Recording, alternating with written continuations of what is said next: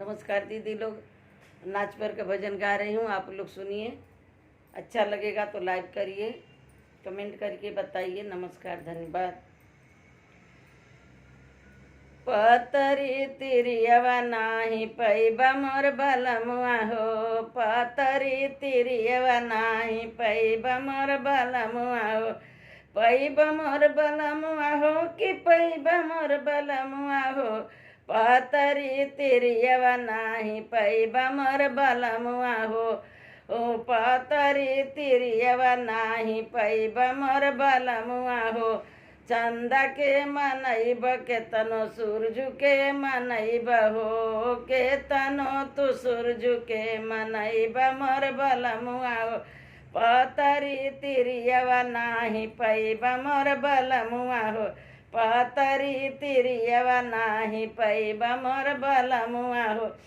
चंदा के मनैब पिया सूरज के मनैब हो, चंदा के मनैब पिया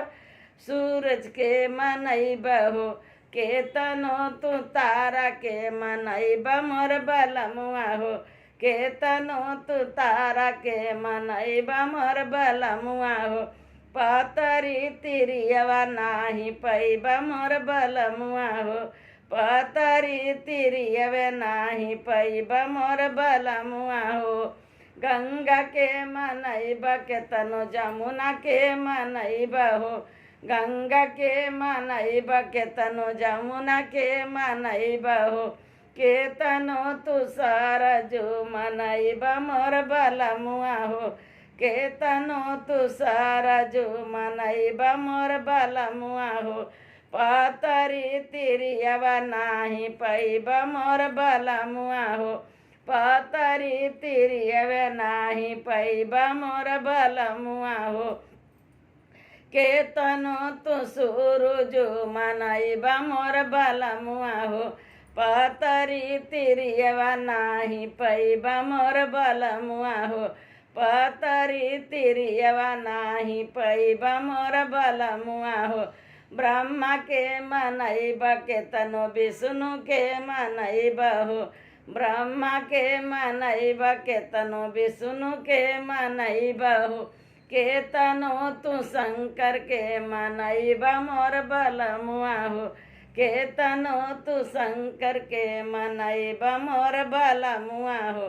पतरी तिरियवा नाही पैब मोर बलमुआ हो,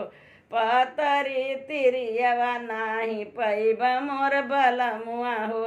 केतनो तू सूरजु मनैब मोर बलमुआ हो,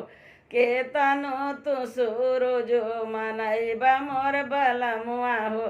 पतरी तिरियवा नाही पैब मोर बलमुआ हो,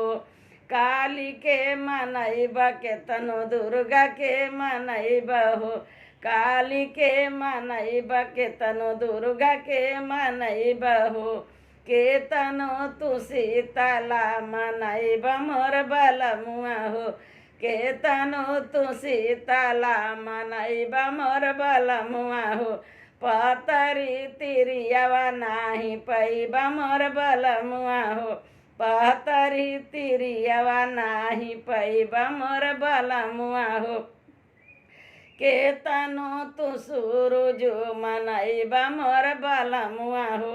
केतनो तू सूरजु मनैब मोर बलमुआ हो, पतरी तिरियवा नाही पैब मोर सजनवा हो, पतरी तिरियवा नाही पैब मोर बलमुआ हो, राम के मनैब केतनो श्याम के मनैब हो, केतनो तू सीता के मनैब मोर बलमुआ हो, केतनो तू सीता के मनैब मोर बलमुआ हो,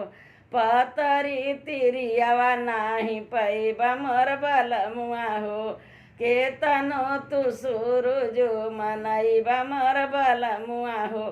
पतरी तिरियवा नाही पैब मोर बलमुआ हो, पतरी तिरियवा नाही पैब मोर बलमुआ हो, पतरी तिरियवा नाही पैब मोर बलमुआ हो, पतरी तिरियवे नाही पैबा मोर बलमुआ हो। धन्यवाद बहनों लोग मेरा गीत सुनने के लिए और हमको आगे बढ़ाने के लिए, हमको दुलार प्यार देने के लिए, आप लोग के आशीर्वाद के लिए धन्यवाद।